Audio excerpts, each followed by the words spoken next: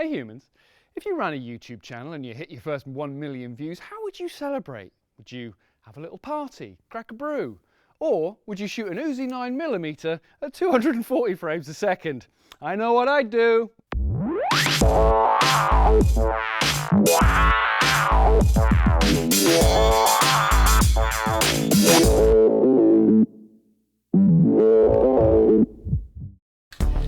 We're using a replica Uzi for this shoot. Obviously, such weapons aren't legal in this country. But this replica from Japan will do just about everything the real thing will do. But it's completely safe. It's essentially a glorified cap gun. Okay, so I'm using our punchiest lights. We're shooting at 240 frames a second, and so you need a lot of output. The higher the frame rate, the darker your image is going to get because it's got to cycle through so many frames a second. So very quick exposures. So you can't generally use tungsten lights if you're shooting above about 100 frames a second. You start to get flicker as that lamp recycles.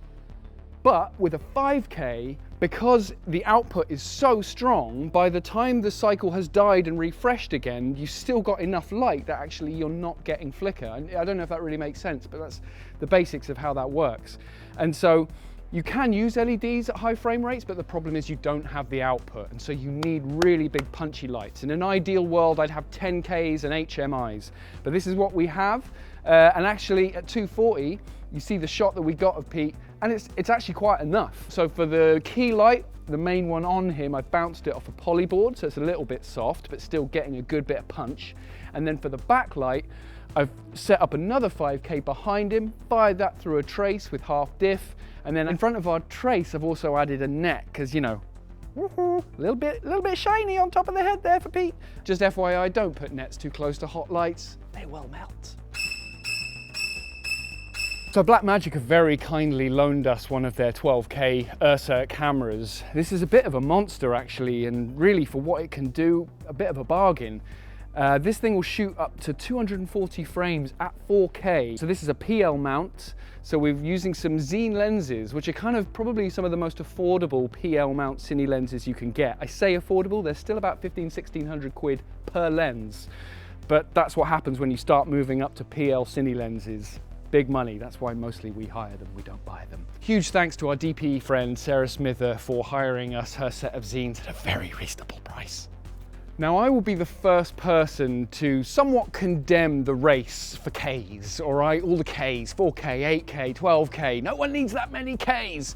Now that's a debatable discussion because I would certainly argue no one needs a 12K, 8K TV. That's not really necessary. But when it comes to having a 12K camera like this one, the benefit of that increased sensor size is that when we start jumping up and increasing our frame rate speed, it does window it, but when you start with a 12K sensor, what that means is we're shooting, what, 100 frames at 6 or 8K? Like, that's amazing for effects work, for elements, for high speed stuff at a reasonably affordable price. You know, we want 240 frames out of this camera, we're still getting that at 4K because it's windowing it to a Super 16 frame size, but even though it's doing that, you know, we're still getting a 4K resolution output.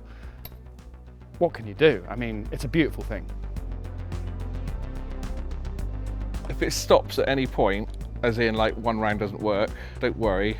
If it's not going to fire, it won't fire. It won't surprise you by then randomly going off. Randomly going off my head. Oh God. All you need to remember, so it's on the fun switch. Yeah, it's on the fun switch. Cock it back, Yeah. so put it back and then release. Yeah. And then just remember, always squeeze that. Always squeeze the grip. Grip safety. Looks good. Yeah, okay. So cock when ready. Okay, and remember that rear safety. Ready? Oh, yeah. And we're at speed. Happy with that? Yep, go. In A. Oh yeah. Alrighty. Oh God. Spilled the cup.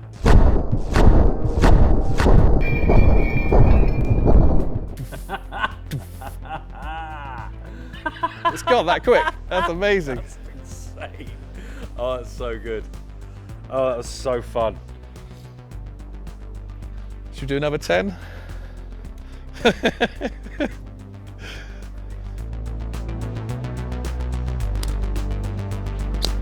So if you do a burst, stop, and then ease into what you... Yeah, yeah, exactly. Are we ready? So are we starting in up? Yeah, starting there. Remember the grip safety, and action.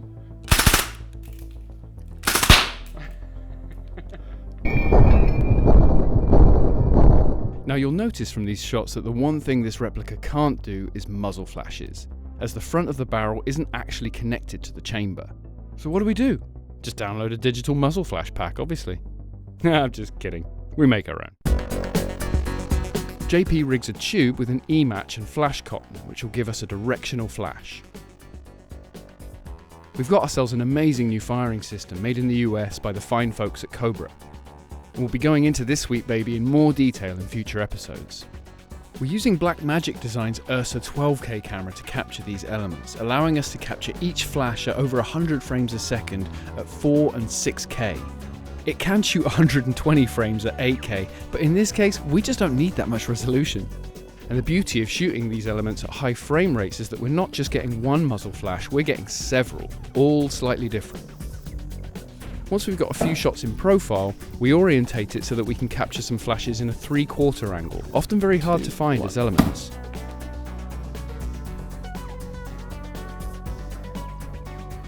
You can see the difference that it makes when the flashes are added, but look closely, they're not just at the end of the gun. JP's added them to the reflection in Pete's glasses too. Nice touch, amigo.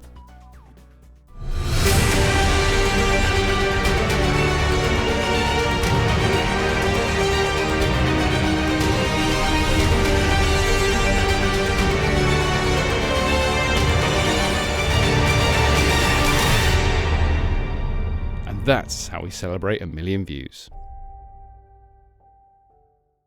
And beers, obviously.